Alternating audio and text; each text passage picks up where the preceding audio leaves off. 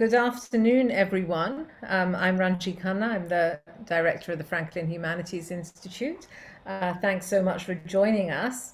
And especially, those of you who are nearby. I know that it's such a beautiful day outside. It would be tempting to be out and about. So thanks so much for being here. Before we start our event today, and before I introduce our distinguished speaker, Joan Scott, I just want to give you a quick run of show, as it were. I'll be introducing Joan, and Joan will then talk for around 45 minutes or so. And then we will follow that with a Q&A that will be moderated by Robin Kirk. You're invited to put your questions in the Q&A at any point during the talk. So, if a question occurs to you, you can put it in earlier. Please do be sure to put it in the Q&A and not in the chat. Robin will then look at the questions and maybe tie some together, choose some, and pose them to Joan. Remember also that while we're quite practiced at this point at online events here at FHI, sometimes things do go wrong because of incalculables. We've made every effort to avoid any kind of problem, but just bear with us if, for example, we lose connection. We'll resolve the situation as soon as possible. And in the very, very unlikely event that we cannot, we'll end the webinar, reschedule, let you know when, etc., or ask Joan if we could record something with her that we would then allow just the people who are registered to see initially. So now to the business of the day. I'm really delighted to introduce our annual lecture, the Franklin Humanities Institute, that focuses in collaboration on a particular theme in collaboration with the Duke Human Rights Center at FHI each year. Broadly speaking, this year, the theme is right. Past speakers in this series have included Joseph Slaughter, Tim Lovelace, Sharmila Murthy. 10 years ago, I had the pleasure of introducing Joan, and it was already a challenge then. I seem to remember, slightly embarrassingly, that it took me 12 minutes to introduce her. So I know that on Zoom one really shouldn't do such a thing. So I'm going to be very self-controlled here and say something about the importance of her work. In so many ways, she needs no introduction, of course. She is, of course, one of our most distinguished historians and a groundbreaking figure in interdisciplinary feminist thought. Her numerous, I think 10 or 11 monographs, her co-authored book, her 11, I think, edited volumes have been consistently challenging in the manner in which they've taken on some of the most deeply foundational beliefs of the fields in which they emerge, the status and nature of historical experience, practice and narrative, the meaning and function of the term woman, the relative efficacy of analyses of gender, the value of freedom and emancipation, the status of fantasy in the narrative of history, the status and function of the empirical in the theoretical humanities, and the psychoanalytic insights on the conundrum of sexual difference. Her first book, The Glassworkers of Carmel, French Craftsmen and Political Action in a 19th Century City, offered an exemplary study of working class history that was just beginning to be developed in the tradition of E.P. Thompson, Eric Hobsbawm, Charles Tilly. And the Glassworkers is highly evocative of a certain kind of period, I think, of working class history. But it also works in a very kind of detailed study on the various kinds of characters involved and the movement that effectively de-skilled their labor. Ostensibly a study of a strike in 1895, It argued against seeing the event of the strike and the efforts of socialist leaders as being the cause of that political action. Working class politics in that book emerged from below, from changes in the structure of work, rather than the spread of a socialist ideology, as it were. And she plotted changes in the way the bottle blowers became less an elite with control over labor and working conditions, and more a group who had no control over employment.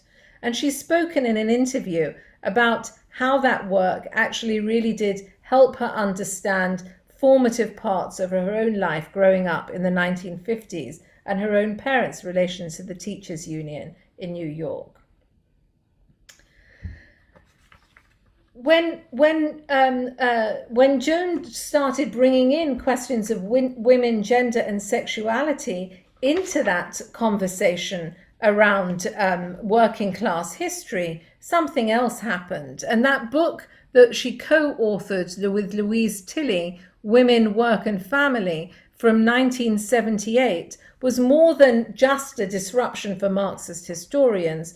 It caused some consternation among some feminist historians too, who rejected a certain approach to women's history, preferring to see the field as the study of resistant women leaders, or at least as the study of actually existing real women in the past.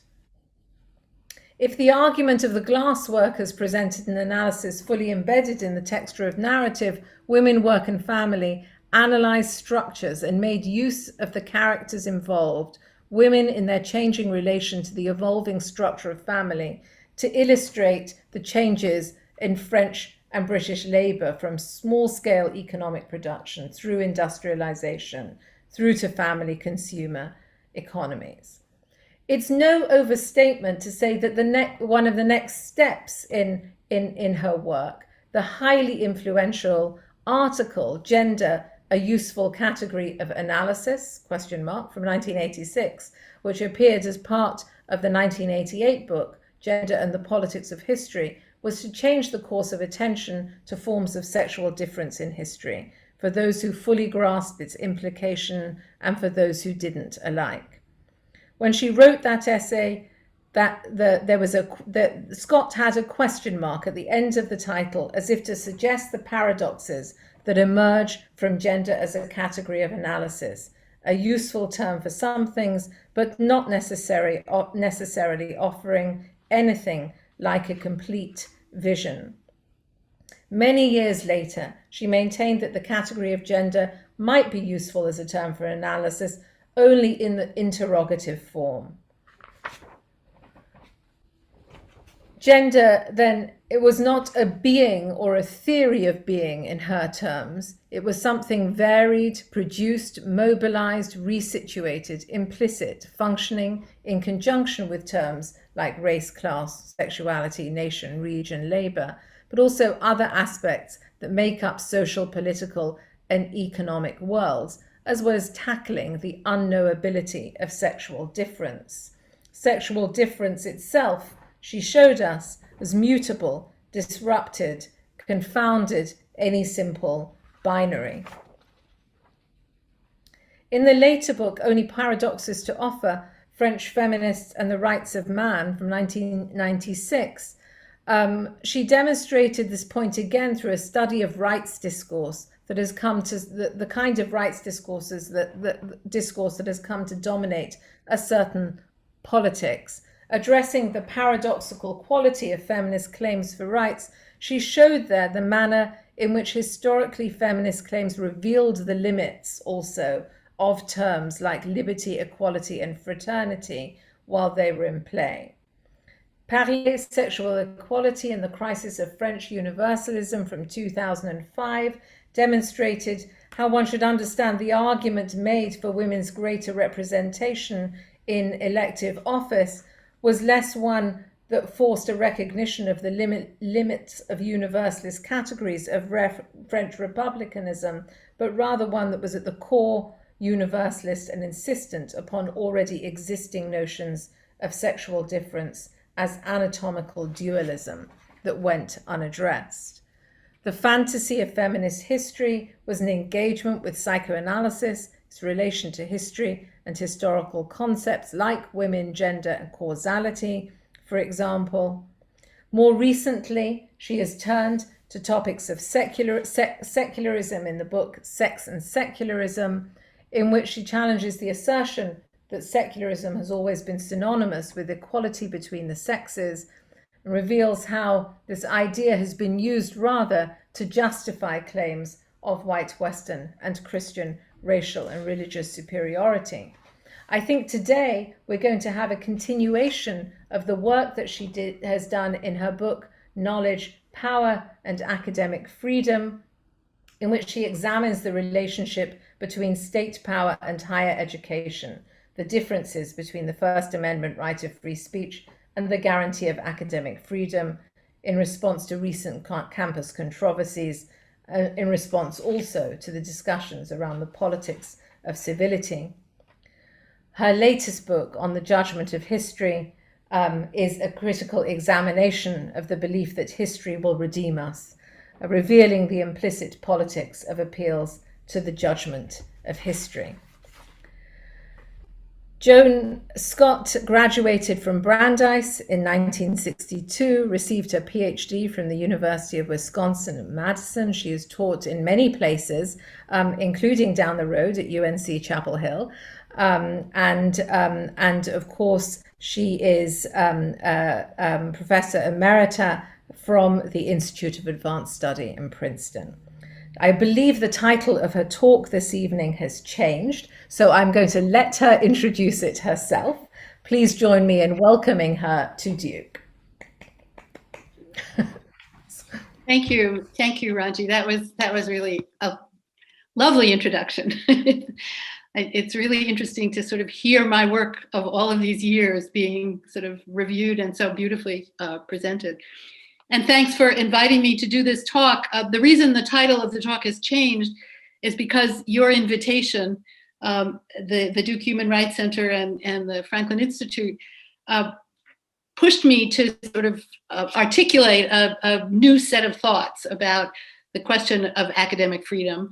And I can't tell you how much I wrestled with this paper. It was a hard one to write.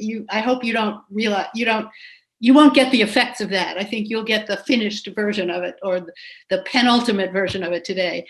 But in the course of it, I decided that the new title would be In Defense of Academic Freedom, because that's really what the paper is about. In fact, it was always about that, but I don't think I knew it until I was doing the second or third drafts and was grappling with this unwieldy thing. And then I thought, no, this is about defending academic freedom. So that's what the talk is. And I look forward to your comments and questions, since I think of this as still a work in progress, that it can benefit from the kinds of input I will get in the Q&A when I'm done. So the paper is an attempt to rescue something of what I take to the original concept, or maybe the principle, of academic freedom from a current tendency to equate it with the right of free speech. It may already be too late to do that, but I think it's worth trying. What I'm calling the original concept of academic freedom in the United States comes from the progressive era, a moment of intense class conflict which led some scholars to depart from prevailing views of their disciplines. In the years that followed, the meaning of academic freedom itself became the site of political contests between faculty and university administrators, and its redefining was the product of strategic moves and accommodations on both sides. The latest, and I suggest the most dangerous modification of the concept, is its conflation with free speech, the result of a neoliberal rendering of what was considered a collective right belonging to a self-regulating autonomous university faculty into an individual right of free expression. The conflation of free speech and academic freedom, or more typically, the substitution of the former for the latter, is an aspect of the individualization and privatization that have come to characterize all aspects of academic life. It is one I want to resist. So my effort here is double: to give academic freedom its history, and to ask how we can use it now to protect what little space there is left for critical work. So the first part of this is called History, Part 1. The United States version of academic freedom was formulated to protect scholars whose work had political implications that were antagonistic to powerful interests. Ironically, from our perspectives, these were economists who at the turn of the 19th and 20th centuries responded to the Depression of 1893, the rise of the Populist Party, of trade unions, the AFL, the American Railway Union, and strike waves. The Pullman strike of 1894 was the most dramatic. They responded to in what the historian Clyde Barrow deems sharpened class conflict, and they responded with studies that challenged prevailing economic theory. They re-examined the view of the relationship between political institutions and the distribution of wealth, proposed public ownership of utilities and railroads, called for monetary reform, a progressive income tax, the regulation of immigrant labor, and antitrust laws to rein in the unchecked power of monopolies. The attempt to bring social science to bear on political challenges to the status quo unleashed a torrent of abuse from politicians, trustees, alumni, and philanthropists who charged that the professors were radical socialists intent on subversion and demanded that they be fired from their posts. I mean, sometimes when you read some of the stuff from that period, you think plus ça change. I mean, we're still facing these same interests with the same kinds of demands, going against what, in fact, these progressives clarified for us and what became national policy, although it's now being undone once again. Some of these were fired, others resigned or took jobs elsewhere.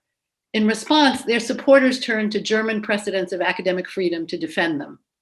One of these was the philosopher John Dewey, who noted in his 1900 essay that social scientists above all needed the protection of academic freedom, since their work might appear hostile, quote, to habits and modes of life to which people have accustomed themselves and with which the worth of life is bound up, end of quote. It was this critical function of scholarship, free from external pressure, that academic freedom was designed to protect. When the regents of the University of Wisconsin repudiated the charges brought against the economist Richard Ely, they announced adherence to a general principle of academic freedom in these terms, quote, in all lines of academic investigation, it is of the utmost importance that the investigator should be absolutely free to follow the indications of truth wherever they may lead, end of quote. In this definition, academic freedom characterized the university's collective knowledge making, marked by contests and conflicts about what counted as truth. Its principles applied to the faculty, the word designated not individuals, but a collective body, a corps, who carry out the university's stated mission to pursue truth for its own sake. Academic freedom was not an individual right of free speech giving all opinion equal weight. It presumed instead some basis in training and expertise that distinguished knowledge from opinion and that entitled practitioners of their disciplines to special protection. This work was distinguished from that of ordinary wage labor. It was instead considered a service, more like that performed by a judge. Its worth not measurable in ordinary market terms. Academic freedom was the protection of scholarly activity from the pressure of interest groups, political activists, politicians, business interests, lobbyists, who sought to shore up whatever status quo or orthodoxy they represented. It was an institutional commitment to ensure the collective well-being of faculty, research, and teaching in the name of advancing something deemed the common or the public good. Needless to say, not all university administrators accepted this principle as they wrestled with the backlash against the radical professors. One of their strategies was to effectively co-opt academic freedom by redefining it in terms of what Barrow deems a managerial concept. He cites Columbia University President Nicholas Murray Butler as a leading proponent of that strategy. Butler insisted that, quote, the proper freedom of speech of university professors is premised on habits of self-control, self-direction, and self-ordering, end of quote. His notion of academic responsibility included the requirement that professors not offend, quote, common morality, common sense, common loyalty, and decent respect for the opinions of mankind, end of quote. Academic freedom in this version, says Barrow, was always disciplined by the moral and political values of the status quo, exactly the reverse of Dewey's definition. Attempts to resist the kind of control Butler sought, the ability to hire and fire his faculty at will, took the form of an assertion of the autonomy of the disciplinary societies and their faculties, whose role it already was to certify the competence of their members. These societies came into existence as part of the professionalization of the professoriate in the last years of the 19th century, the same years as these progressive political and intellectual scholars were active. The organized academic disciplines rested their integrity on a myth of consensus, whose function was to conceal the open conflicts within the disciplines that challenged reigning orthodoxies. When challenges succeeded, their outcomes were most often presented as revisions to prevailing understanding, those paradigm shifts a la Thomas Kuhn that attained their hegemonic status in a kind of natural evolution of thought. The reliance on disciplinary consensus made explicit a form of managerial control, but now in the hands of a jury of one's peers, and it also introduced its own forms of constraint. At the heart of the managerial concept of this version of academic freedom lay an unresolvable contradiction between the endorsement of unfettered scholarly inquiry and the disciplinary authority upon which recognition of its value depended. Barrow tracks the taming of the original idea of academic freedom over the course of the 20th century, detailing the complicity of individual professors and organizations, including the AAUP, the American Association of University Professors, which accepted some of the terms of managerial co-optation. But where there was complicity, there was also resistance. The AAUP's idea of permanent tenure, formulated as the First World War unfolded, conceded the importance of disciplinary legitimation, at the same time that it insisted on the need to protect faculty from, quote, the menace of arbitrary dismissal, end of quote.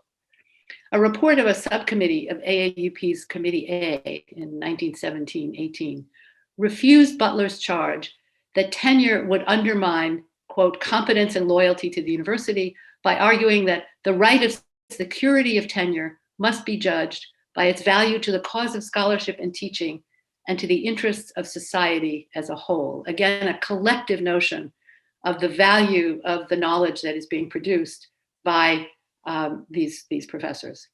In 1940, the AAUP stressed the importance that tenure provided to the economic security of the professoriate, linking freedom and economic security as, quote, indispensable to the success of an institution in fulfilling its obligation to students and society. Again, the institution is the institution of the faculty in the institution of the university. Tenure itself was a complex thing. Usually a 7-year probationary period, it was meant to ensure the production of disciplined faculty subjects at the same time that its achievement freed them to pursue lines of inquiry at odds with the very norms they had satisfied in order to gain it. Tenure was thus both an aspect of managerialism and the practical implementation of the protection that academic freedom offered in theory. When its achievement did not stifle critical challenges to disciplinary consensus, it enabled them. This dance of freedom and constraint is the complicated history of academic freedom in the United States.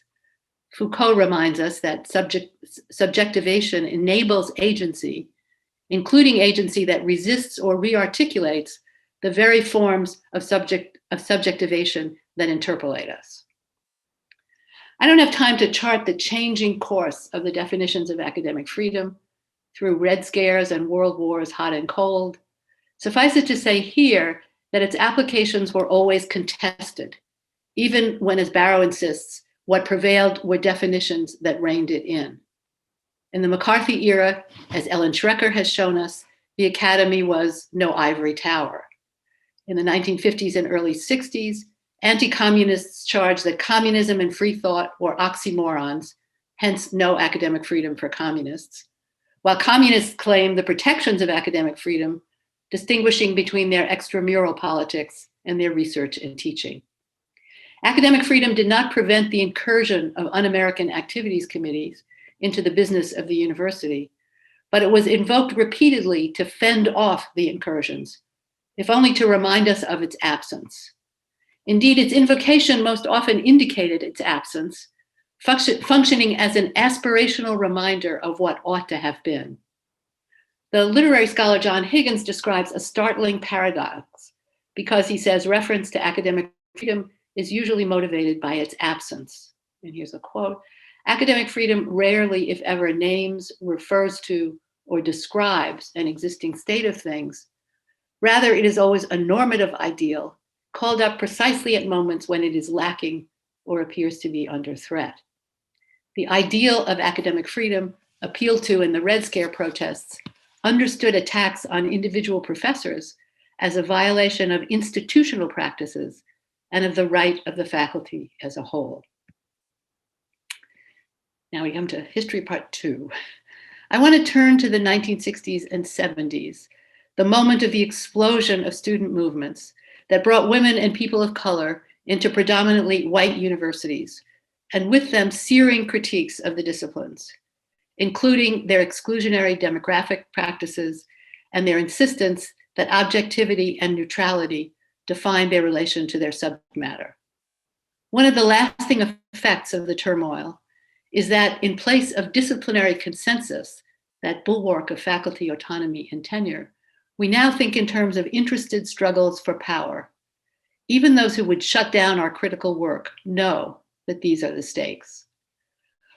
Although it was not explicitly acknowledged as such, the critiques of the disciplines called into question the basis for the managerial concept of academic freedom in a tenured autonomous faculty by exposing the fractures and lack of consensus that prevailed.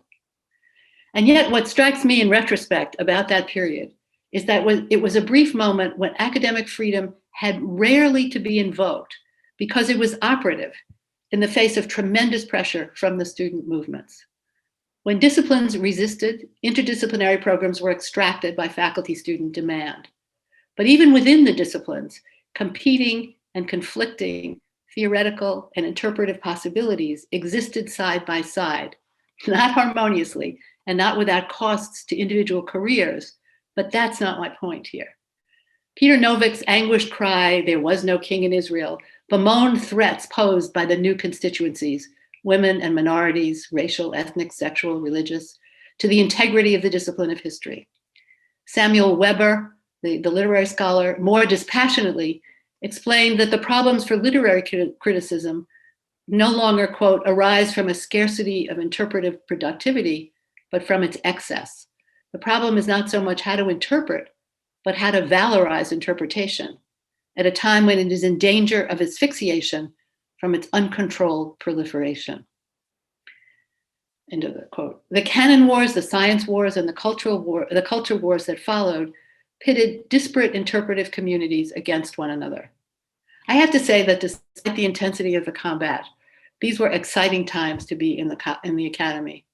All sorts of Berlin walls came tumbling down. The intellectual terrain was open in ways it hadn't been before. It was really a kind of a bubble that I look back to nostalgically in the days that we're in now. Still, it's important to acknowledge that it was never an entirely free space, and certainly not for long. It was combative, as I've said, characterized by strategic ploys aimed at negotiating and holding territory in the face of powerful adversaries. The strategic ploys involved a double movement that implicitly retained the grounds for faculty autonomy, and so the basis for what some scholars have called the covenant of academic freedom, even as disciplinary standards were contested and revised. Radical students and their professors appealed for institutional recognition, even as they expressed estrangement from its power. They identified with certain academic practices and values, even as they positioned themselves in antagonistic relationship to them. We sought what, in another context, Derrida refers to as cunning and mobile strategies to win inclusion without, we hoped, compromising our critique. The historian Jesse Leamish, fired for his politics from the University of Chicago in 1968, endorsed a version of objectivity, even as he pointed to the hypocrisy of those who hid their political views behind it. He also embraced a disciplinary norm when he rebuked those of his comrades who touted the primacy of politics with the observation that, quote, disciplined thought is an indispensable part of making a better world, end of quote. I remember testifying to a faculty committee at the University of North Carolina, I think it was in 1976, about the serious scholarly aims of the interdisciplinary women's studies program we were proposing, comparing it to existing area studies programs as an academically acceptable response to a politically driven need for new knowledge about a previously neglected topic. I think we thought we could dull the thrust of feminism if we compared what we were doing to area studies rather than to other kinds of studies. In the disciplinary societies, the radical caucuses established prizes for outstanding work, a way of at once endorsing and subverting the notion of excellence that had excluded minority subjects and minority voices for so long. Even as we exposed the power that hid behind claims of objectivity, historians dug in the archives, anthropologists went to the field, literary scholars used canonical criteria to bring new exemplary figures into the canon, Jane Austen, Toni Morrison, and we established new canons to supplement or displace the old. We embraced the importance of evidence to demonstrate our arguments. We aimed at rigor, whatever that was. We praised radical work that met high standards of mental discipline and honesty. We believed in I'm quoting now from various of us. We believed in using the authority of our expertise as a persuasive device in the classroom and outside it. That expertise deployed in the service of attention to social and political issues, the freedom schools of the civil rights movement, the teach-ins to protest the Vietnam War. It was an expertise that rested on credentials authorized by our disciplines and our institutions. The point was to deploy those credentials to bring new subject matter and new interpretive possibilities into the conversation. The strategies had a measure of success. The studies programs and their theories, gender, critical race, expanded the university, its curriculum, its student body, its faculty, well beyond its traditional borders. This is what I meant by saying that academic freedom seemed to be operative without having to be invoked. But the new programs also raised the troubling issue of imitation and accommodation. Could we avoid putting in place the very structures and strictures that had led to exclusion in the first place? These concerns were forcibly expressed by Audre Lorde, who in a somewhat different context warned a conference of largely white middle-class feminists that, and you guys all know this quote, I'm sure, the master's tools will never dismantle the master's house.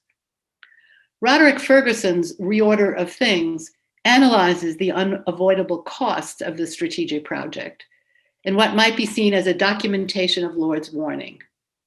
The university deployed neoliberal concepts of pluralism, multiculturalism, and diversity as a way, he says, of affirming minority difference while negating a will to redistribution. The radical critique with conflict at its heart was recuperated by a policy of increased minority representation that did not ultimately address the structural, systemic issues upon which inequality is based. Evidence of this comes not only from the continued marginalization of some of these programs, even as they are advertised to celebrate institutional diversity, but also from the use by many student protesters of the depoliticized language of individual victimhood to articulate their anger and discomfort about what are actually structural issues. In so many places, we are seeing a repetition of identity consolidation as if the critiques of it had never occurred. But the recuperation was not complete. Lisa Lowe puts it this way, quote, institutionalization of any field or curriculum that establishes orthodox objects and methods submits in part to the demand of the university and its educative function of socializing subjects into the state, end of quote. I want to stress the in part in her sentence. Ferguson also observes that the studies programs provide a space that retains something of their original promise of critique. They demonstrate the possibility that, quote, the university is also a site where critical formations might emerge, particularly ones that study and challenge the university's relation to racial formations and other modes of difference, end of quote. The literary scholar Devaditya Bhattacharya stresses the importance of interdisciplinarity in this process. The attempt to produce new knowledge, he says, required exceeding a range of disciplinary problematics, and so carried with it a critical function that not only revealed the limits of any single discipline, but opened the possibilities for stretching the boundaries of what counted as legitimate inquiry. It was a matter, in his words, of imagining the outside to prevailing social relations. My understanding of what Ferguson calls critical formations is less about their objects, sexism, racism, homophobia, and the like, than it is about their desire to push beyond common sense and what Clifford Geertz referred to as its maddening air of certainty. This returns us to Dewey's notion of what academic freedom needed to protect, the work of those whose conclusions might appear hostile to habits and modes of life to which people have accustomed themselves and with which the worth of life is bound up. It is those critical formations that are under siege right now, all the so-called theories programs, gender and sexuality, critical race, post-colonial, some of which have sadly traded in their critical edge for identity consolidation, but whose work needs to be protected by academic freedom. Academic freedom not as an individual right of free speech, but as a protection of the exercise of critical thinking and its institutional location, that critical thinking that never rests in its interrogation of the premises and conclusions, not only of hegemonic common sense, but also of the methods and conclusions we ourselves use to make sense of our worlds. The managerial bargain struck in the early 20th century made tenure the keystone of academic freedom. It was the way to guarantee faculty autonomy in principle, if not always in practice. It was a shield against arbitrary administrative control. That bargain has now been abrogated, at least since the 1980s. In the 1970s, some 25% of college and university teachers were off the tenure track. Now some 75% of all college and university teachers are contingent employees with limited contracts and no guarantee of permanence. Of course, this varies according to the level and the standing of the university. Research One universities and elite private colleges have many more tenured faculty than community colleges and lower ranked liberal arts colleges and research universities. But in overall, gone is the economic and intellectual security the AAUP vaunted in its 1940 statement. The erosion of tenure undermines the faculty as a partner in university governance. It substitutes quantitative measures of assessment for peer judgments of the quality of scholarly work. The corporate model now defines the university as a purveyor of services instead of as the locus for the production of knowledge for the common good. However vague that notion of the common good was, however exclusionary in its implementations, it had something the idea of a larger social purpose that is now all but lost. In this new context, knowledge has been defined as an individually produced commodity, its utility measured in the marketplace of ideas where political use value takes precedence over truth value, and where university presidents are middlemen, adjusting the product to the wishes of the highest, most powerful bidders. It is neoliberalism that has enabled this moment of extreme politicization, substituting the certainty of what is known or believed on both sides of the political spectrum for open processes of thought. I can't refrain here from citing the controversy that is now roiling Brown University over a Center for Philosophy, Politics, and Economics that will be the successor to the Koch Foundation-funded political theory project. That project actually paid undergraduates $500 each to attend a reading group where they were taught about, indoctrinated into, the merits of capitalism, the lure of the money and aspect of the teaching. They were not asked to question its operations. Answers, not questions, are the order of the day across the disciplines and disturbingly in many of the original critical centers. Certainly not its interrogation. Certainty, not its interrogation, is more and more the order of the day. Conflicts over answers have become conflicts over opinions, the expressions of which are guaranteed by the First Amendment to the US Constitution. To apply the standard of academic freedom to this state of things, I submit, is unfounded, if not oxymoronic. That's why it's largely absent as a concern for the Foundation for Individual Rights in Education, FIRE, whose mission statement, the protection of all speech in educational institutions, never uses the term academic freedom. In contrast, AAUP's policy has been to investigate individual cases only when they are taken to be symptomatic of a lack of commitment to ensuring a general climate of academic freedom. The question of the faculty's ability to fulfill its educational mission is paramount. Founded in 1915, not surprisingly, the AAUP tries to adhere to an older collective vision of academic freedom, upon which I have been insisting. At the same time, looking for an alternative in the new conditions to that vision of faculty as a corps that informed Dewey's and his colleagues' definition of academic freedom, the AAUP has turned to collective bargaining as a way to preserve it, recognizing that the status of university teachers and researchers has become more and more like that of ordinary wage laborers. The recent agreement, announced just last week, to affiliate AAUP with the AFT is the latest step in that direction. Has it been, will it be enough to include in labor contracts a commitment to academic freedom as the protection of the liberty to practice critical scholarship, however radical, however offensive to the university's perceived interests? Will it be possible to continue to call for academic freedom as a functioning, self-regulating faculty collectivity evaporates? Is it even reasonable to ask of the corporate bureaucratic institution that is now the university that it provide the ground for critical knowledge production to continue?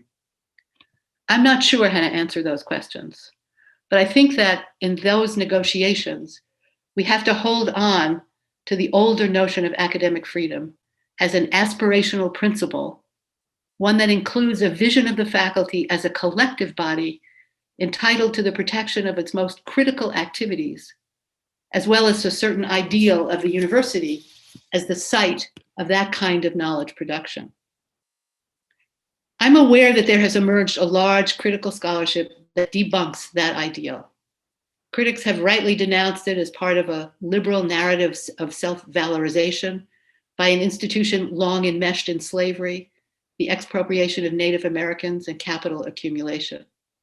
There's no question, too, about the elitist connotations of academic freedom, a privileged right meant to protect scholarly expertise from public interference.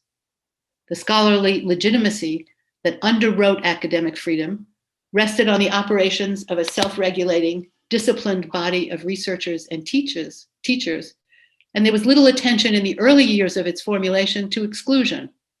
The members of disciplinary societies were well into the 20th century, overwhelmingly white Christian men. For generations, these men cloaked their power in a myth of consensus. Whatever was the prevailing orthodoxy was taken to reflect a universal standard of objectivity, excellence, and truth. Familiarity with one another, what we call the old boy networks, was a core determinant of when innovative work could be counted as plausible. And there was no recognition that familiarity was itself an exclusionary practice. Knowledge advanced through contests and conflict, of course, but new ideas were perceived to be acceptable only when they attained consensus, whether by convincing the orthodox to come around or by overthrowing them. But I want to insist that despite these facts, the university's liberal narrative of self-valorization and the principle of academic freedom together can still be used to perform an important critical function, allowing us to point to contradictions between principle and practice and to call for a different practice. Like the principles of equality and liberty proclaimed by patriarchs and slaveholders, but have come to inspire movements for social justice these men would have opposed, so academic freedom and the university stand for principles that transcend their current practices. Rather than abolition, I think it makes more sense to expose and exploit the contradictions between principle and practice as we press for change. And if not for change, if it's too late for change, at least for the preservation of those islands of possibility, like the ones you have, I think, in the Humanities Center, that remain in the midst of what Bill Reddings called the ruins of the university. To conclude, I think there's no better statement of my definition of academic freedom as the aspiration to protect the terrain of the academy and not individual rights or free speech than this call for support from the beleaguered faculty at Boğaziçi University in Istanbul. And here's the quote: "The labor put into these protests revitalizes the university as a critical institutional space of autonomy and self-government, a site of engagement with democratic life, praxis, and poesis. As such, it is not merely an academic struggle, but one that promises to strike at the neoliberal authoritarian enterprise at its heart." End of quote. The connection they make between institutional autonomy and democratic struggle was at the heart of the progressive articulation of academic freedom, as the unending critical examination in something like a disciplined and rigorous manner, praxis, poesis, of what counts as knowledge, and the relation of that never-ending, always unfolding critique to the preservation of democracy. This is the academic freedom I think we must continue to call for in the face of its threatened disappearance. It is still our best weapon for defending the critical processes of knowledge-making, whose presence in the university, however minor it has become, we must maintain and protect. Thank you.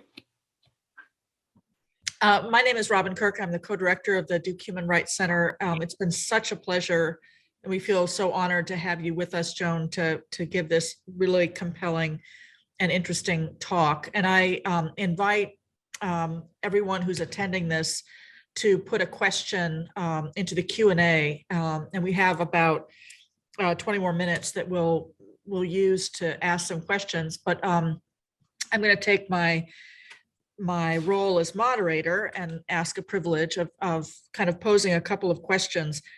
You know, Joan, your talk, I kept thinking of questions and then almost immediately you would answer them. But by the way, that talk really was so broad and brought in so much really interesting information. But I wanted to invite you to dig in on one particular, and from your time at UNC, you will be very familiar with the kind of, and also at University of Wisconsin, go Badgers. But I wanted to invite you to talk a little bit more about how you see academic freedom, the history of academic freedom in terms of the public versus the private university. And at UNC, as you know, it has been very battered by the politics of the moment. And in terms of academic freedom, this idea of not being able to do certain things and say certain things because of a state political situation. And I wonder if you could just comment a little bit more about this, how you see the development of academic freedom, ideas about academic freedom in the public sphere versus the private sphere. Well, I guess it's the First Amendment that makes the distinction between the public and the private.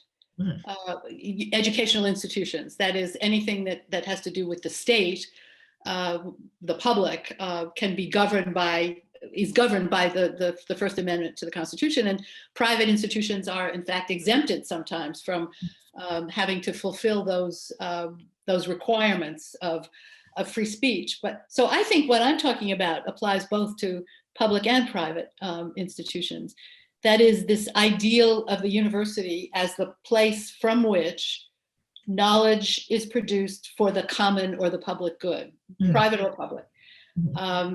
And the deal, I think, used to be that the state, in principle, the state would grant that right to faculty in return for the stuff that they could get from it. Some of it was, engineering, was scientific stuff, but also, in Dewey's notion of it, it was also calling into question common sense. The idea of what people took for granted to be the way to organize social and political life, that new thinking could call into question and replace, if not replace, look to challenge and transform. So I think, I think that the thing that we've also lost is the notion of the common and public good. That is that there's some collective well-being that we're all responsible for. I mean, I thought of, wearing masks seemed to me, or being vaccinated seemed to me a no-brainer from the point of view of one's commitment to living with other people and taking care of them as you want them to take care of you. But we're in a situation now in which this highly individualized notion of, my freedom is attained at the cost of your health, is just sort of, it's mind-boggling, I think. And I think it would have been to these progressives of the late 19th, early 20th century. They were about the social condition of the country. Mm-hmm. And that kind of a follow-up to that, Zoom has also given us this ability to go well beyond our immediate environs and have people participating in events, from all over the country and sometimes from all over the world. This internationalization of the university in some ways brought to us in part by COVID. But that isn't something that started with COVID. It's something that started before, with this idea that you can in some universities, you can no longer just be the university in place, that you also have to, be sending students abroad, have relationships with universities in other countries, and even as Duke does, have a campus in a different country, in this case, China.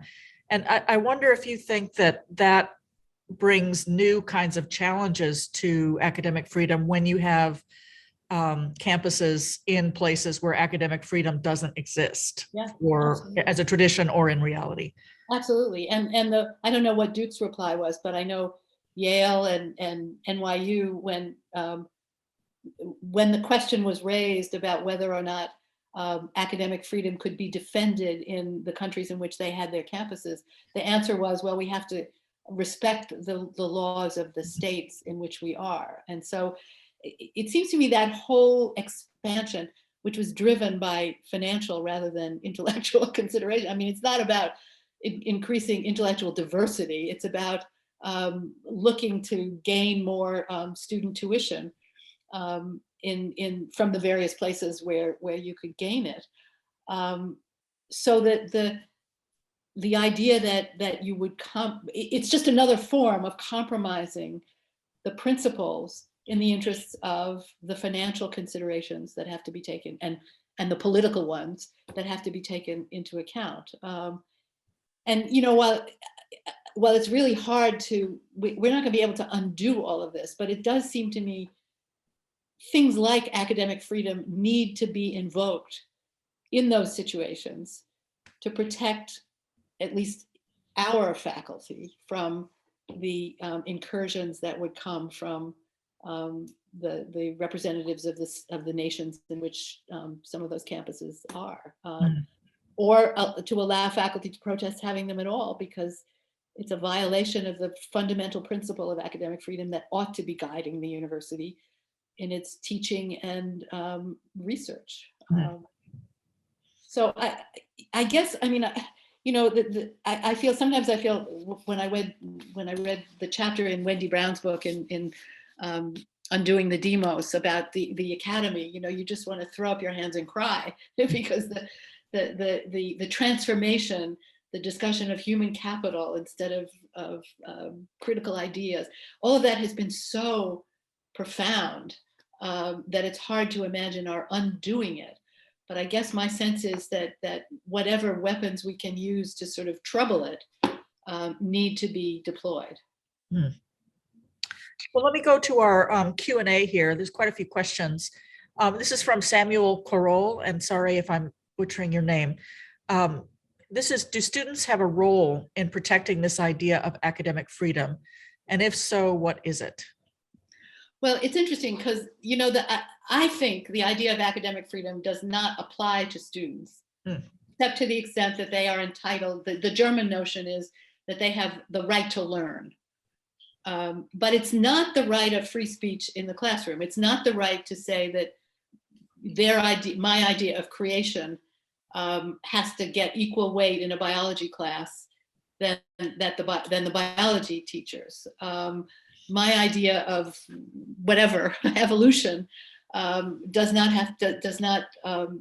has to get equal weight. Opinion is not education.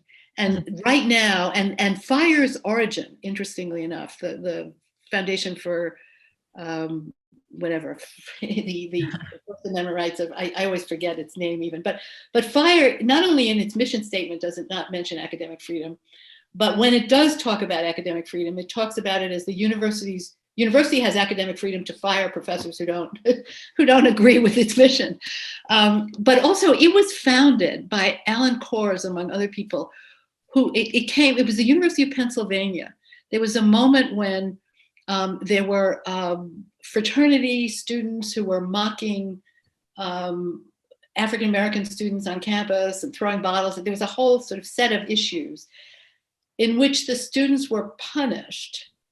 And some of the conservative faculty argued that they had a right of free speech. They had that their free speech were being violated by punishment for this kind of behavior. And so that FIRE has become the voice of student free speech rights to opinion on campus is very worrisome and disturbing. However, they come out waving the flag when on behalf of faculty who have been fired or mistreated also by their universities, both on the right and on the left. That's good in some ways. But the point of their mission is that it's free speech. It's the marketplace of ideas, and whatever prevails in the marketplace is the highest bidder gets, the value of what is produced in the marketplace is not the kind of value that we talk about in terms of what an education should be.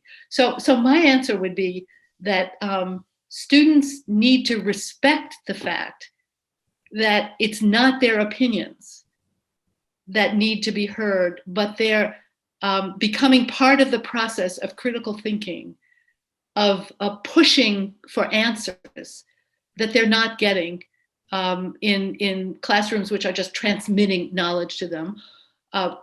Again, right or left. I mean, the point, it seems to me, of the student endorsement of academic freedom is to endorse critical thinking, but grounded in discipline of some kind, grounded in providing evidence to support your argument, grounded in some belief that there is accuracy, if not truth, in the material that you're producing. And in that way, students, it seems to me, need to support their critical professors in the attempt to make classrooms the arena of that kind of exploration and thinking. The problematization of the very premises of what is taken to be common sense. Great. This question comes from Sam Sriram, who's one of my fantastic undergrads. And she's asking, can limitations, a two-part question. Can limitations on academic freedom be compared to attacks on the freedom of press? I think this is going back to some of your foundational points. So limitations on academic freedom be compared to attacks on the freedom of press and the validity of media apparatuses due to the rise of populism. Well, I think there's a difference between journalism and scholarship. In fact, I think journalism is probably more likely to be covered by the First Amendment and by all of the legal precedents that apply to the right of a free press in a free society. And so it's different from academic freedom. And it also, though, needs to be governed by a sense of responsibility, by the sorting of truth from lies and a commitment to accuracy. I mean, that Sarah Palin lawsuit against the New York Times, in which she lost for good reason, I think, but the Times admitted that it had made a mistake and that it had corrected it immediately. Right. So that it wasn't a matter of promoting inaccuracy the way Fox News regularly does, but of realizing a mistake had been made and correcting it. That is a responsible journalistic response. But I think that in the realm of media and the press, we're in the realm of the First Amendment, not of academic freedom as I've been trying to define it. That is, as a corporate faculty right of critical thinking, both in research and teaching, that is fundamental to the production of knowledge that furthers the interests of society in some general, abstract in some ways, but very specific sort of way, which is not to say that, you know, all of us have to invent a cure for cancer to justify the research that we do, but that contributing thoughtful analyses and new information and new interpretations to the arena of knowledge that we inhabit is a crucial function that only teachers can perform. And that seems to me, and that's critically tied to democracy. These other, the First Amendment protects democracy too, but opinion, you know, journalism, I think it's a different, the realms are different, and we need to think about them in different ways. Academic freedom is called academic freedom because it refers to the academy. It refers to knowledge making rather than to opinion. Right, right. I was thinking as you were talking also about, you know, talking about the New York Times Palin case, also the opinion piece that came out, was it yesterday or the day before, saying that press freedom or freedom of speech also includes the right not to be shamed or shunned, which was a novelty to me. But anyway, in academia, we shame and shun at leisure. Well, and also that, you know, that's the basis. I mean, I think that's really interesting. That's one of those co-optations by the right of the left. You know, if you go back to sort of critical race theory in its origins, what a lot of that talks about is the intolerable shaming that racist comments and racist treatment confers on minority students, but particularly on African Americans. The right has taken that to say now you can't shame white people for slavery. You know, and but the language of sort of the psychological language of the victim, which had one function in critical race theory, has a very different function now. But it's watching that co-optation that is so horrifying, but also and the success of it is just astonishing. Yeah. The laws in Florida about somewhere, I think I have in this thing. This paper was way too long, so I kept putting in footnotes all my quotes. A trick that, you know, you can do at least for. But let me see, I think, the Board of Governors of the Florida State University system wants all faculty senates to endorse this statement. And here's the statement. It is equally important not to stifle the dissemination of any ideas, even if other members of our community may find those ideas abhorrent. Individuals wishing to express ideas with which others may disagree must be free to do so without being fear of bullied, threatened, shamed, or silenced. So, you know, you claim shame, you claim silencing or shame, and you've won the day in those kinds. Or you claim that the teaching of slavery in a history course has somehow shamed you as a white person, and that's the end of the course. Mm-hmm. We can get quickly back into a little bit of history here with Gail Hamner's question, which is that I'm struck by Professor Scott's depiction of early 20th century academic freedom as a collective faculty endeavor. I'm curious to hear more about how this collectivity was practiced and articulated. Is there anything at all about that collectivity that we can mimic or translate to today when social media platforms, this is where it really gets interesting, faculty contracts and scholarly productivity and excellence are all engaged and sustained through brutally individualistic metrics? That's a really great question. And I think that's why you're seeing the turn to labor contracts. I mean, I think the collectivity of the 19th century, the end of the 19th century, was, as I said in the talk, distinguished from workers. We got salaries, not wages. The AAUP was not a union. That was very clear in its initial articulations. It was more like like judges. These were experts who were appointed to serve the public good through the practice of their expertise. I think that's gone. I mean, that part of my one way you could take this talk is I could have called it the end of academic freedom. That is, if academic freedom depended on a collectivity of self-regulating, autonomous, disciplined faculty, understood as a corporate unit rather than as individuals,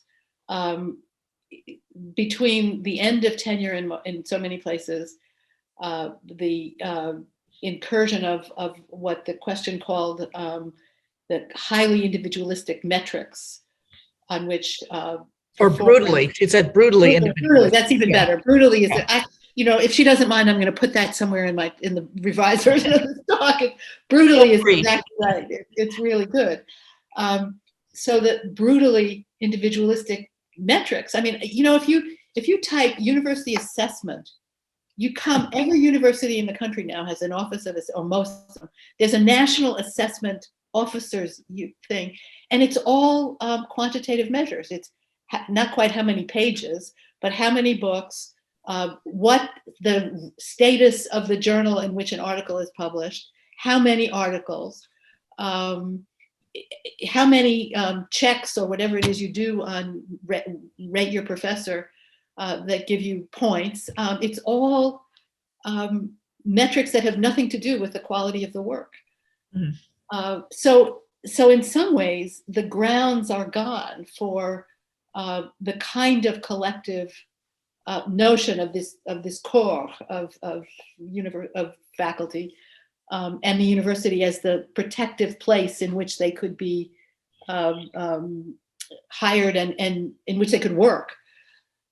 But now, collective bargaining and more trade union-like activity, both by graduate students and faculty, is increasingly the response to the conditions under which so many people are living. So then the question becomes, I think, how to get, and this requires more imaginative thinking than I'm probably capable of, how to get academic freedom in its real sense part of those collective bargaining agreements, not just as a verbal gesture. That, there are places where there are AAUP advocacy chapters and collective bargaining units, and the advocacy chapter wants to invoke academic freedom, and the collective bargaining unit says we can't because we've bargained away these and these and these rights in the contract, and so we can't ask for X, Y, or Z, whatever it is that is a measure of the protections of academic freedom. How to sort of make that not happen seems to me really crucial. If the future is somehow or another, if the collectivity is reassembled in a collective bargaining unit, how does academic freedom become a real part of what is negotiated, rather than simply a gestural reference, which will get redefined as rights of free speech before we can even notice the difference. And I don't know that's why, in the interests of critical thinking, I just asked a bunch of questions because I don't know the answer to those questions. But I think that's how some of it has to be thought now. Let me mash together two questions a little bit on the fly. This is from another one of our great undergrads, Chinmay Amin. While tenure is an important component of protecting academic freedom, doesn't it in some way inhibit talented sources of new and diverse thought from academics? There's so many more people pursuing PhDs now than there were in the 70s or prior to that, just due to increasing opportunities for women and people of color. Should this mobility in academics not be protected? Just in terms of who is getting tenure, what is the pool of people who are entering universities? Has that made a difference in this? And then the second part, I'm going to, Gail says you're free to use brutally individualistic. Thank you. She got it from the Italian autonomists, so FYI. And I'm going to combine this with Sarah Wilbur's question also, which is, can you speak to the current widespread compromise of faculty tenure guarantees and the effects of university disinvestments in academic freedom on labor organizing? So on the one hand, you're getting a much more diverse faculty population coming in. On the other hand, as you noted, 75% of faculty are now untenured or Not on your track, they're contingent. or contingent. So if you could just talk about this current dynamic and what do you think it means for academic freedom? It's disastrous. It's the short version. But I think first, I don't think that the question about numbers is right. I think the numbers are way down in terms of people getting PhDs and PhDs getting jobs. I mean, I think there's a lot of people getting PhDs, not a lot of people getting jobs. I think there's a real disproportion. Yeah. And I think in some places that has resulted in PhD programs being cut dramatically, so that smaller numbers are being admitted because the possibilities of getting jobs are so scarce. But I think, I mean, I guess I think I believe in the process that I described as a kind of interesting paradoxical one, and I used Foucault to help us think with. That is that the disciplining that happens in the production of a PhD and then the conferral of tenure, if possible, on that person is both gives us the tools by which we are constrained, but also by which we can dismantle or at least mess around with the master's house. And I think that's certainly been the case of many of us who are now in the academy. I mean, I'm old, so my generation, the 60s was more of a 60s and 70s were bubbles, but I got my PhD in 69, my first job in 72, I think. And it was a little contracting, but that was an expanding job market. And tenure was not, not everybody, but lots of people got tenure track jobs. And that is not the case now. But I think that that the sort of being subjected to a certain kind of, first of all, the 60s produced fragmented disciplinary communities of interpretation. So you can find your place in one of those communities still. I think there are, in the ruins of the university, there are still these critical places where interesting, innovative, critical work can be encouraged and produced, even as people are being forced to toe the line of a certain kind of disciplinary rigor in getting a PhD and producing a book, and that. So I think the process has worked and still works in some of these communities. I mean, there are way too many places in which, as I said in the talk, answers, not questions, are what are being turned out as good disciplinary work. But there's enough room still, and those are the places we have to protect and hold on to, so that the combination of discipline and transgression can still operate in its paradoxical, critical way. But the larger question of academic freedom is what I want to invoke to protect those spaces. Mm-hmm. So when they come after gender studies programs, I want to be able to say, as they're doing, and as Trump would have wanted to do, but as and probably Republican governors want to do, but as they're doing in all over the world, and in Turkey and Brazil and Hungary, and their gender studies programs are the target of these authoritarian rulers. So I want to be able to sort of say, in the face of that, we have to protect these critical interdisciplinary places, because that's where really interesting stuff is still happening, and that's where academic freedom is the principle to invoke to protect that kind of activity.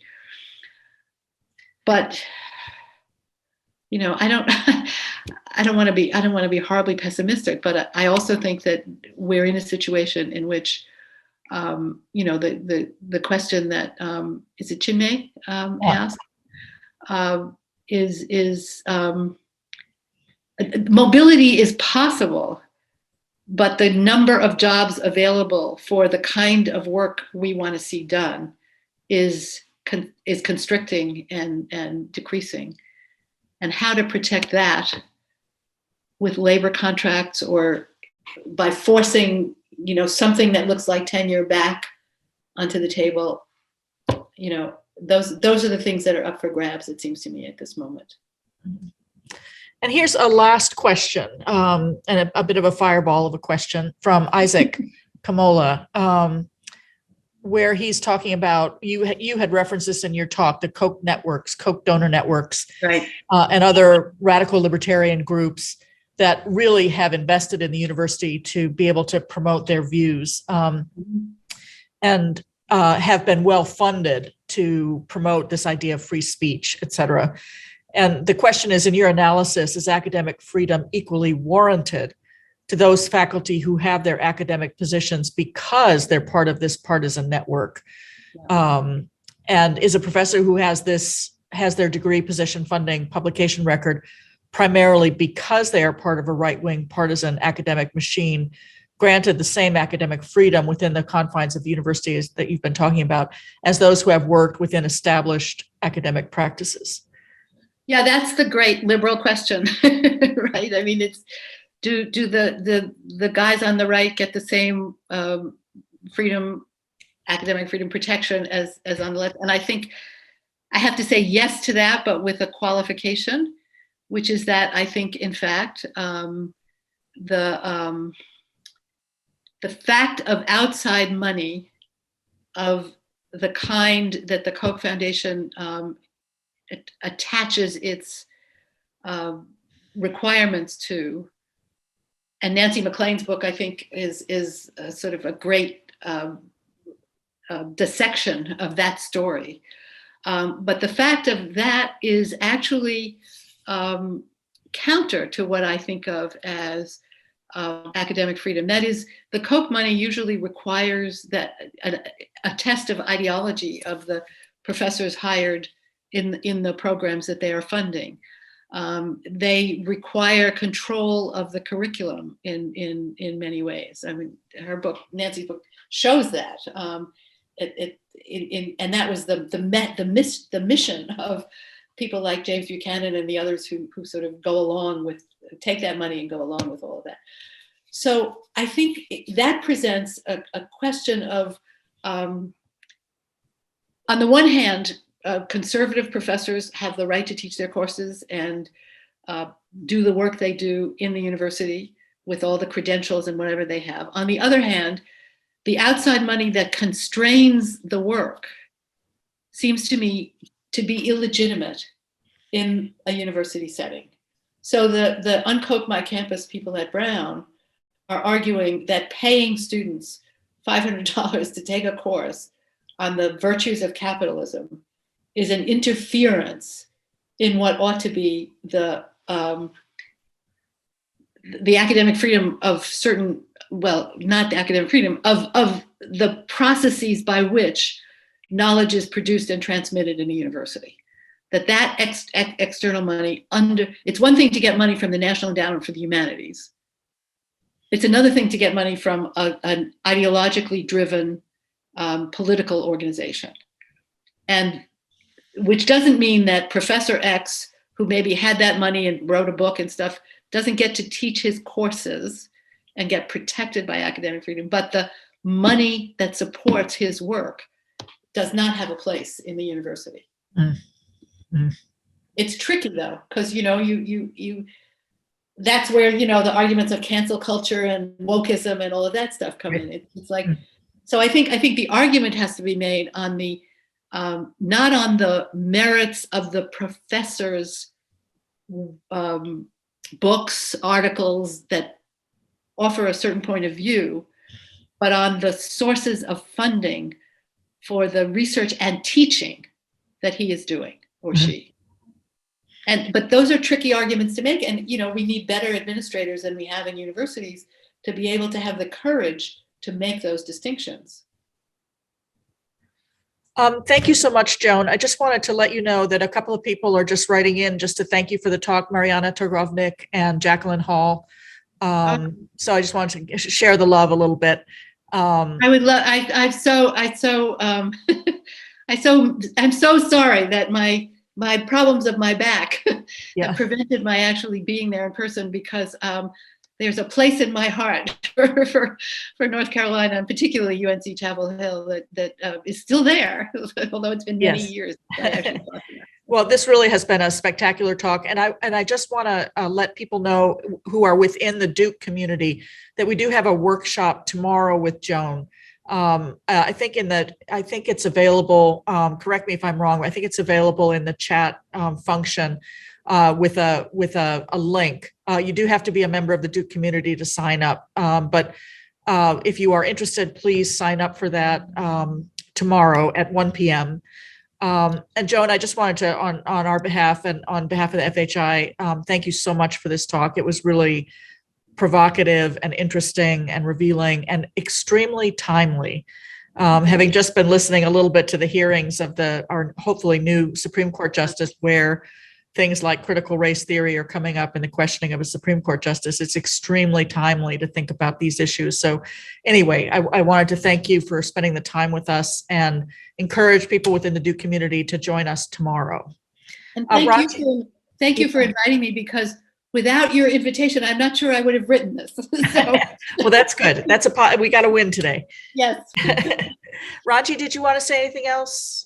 That's just a big thank you, Joan, and just encouraging those of you who are in the Duke community to sign up for the seminar tomorrow. There's just a short work in progress to read for that, and we would really welcome you being there. Thanks so much, Joan. This has been really wonderful. Thank you. Thanks, everybody. Thank you. Bye.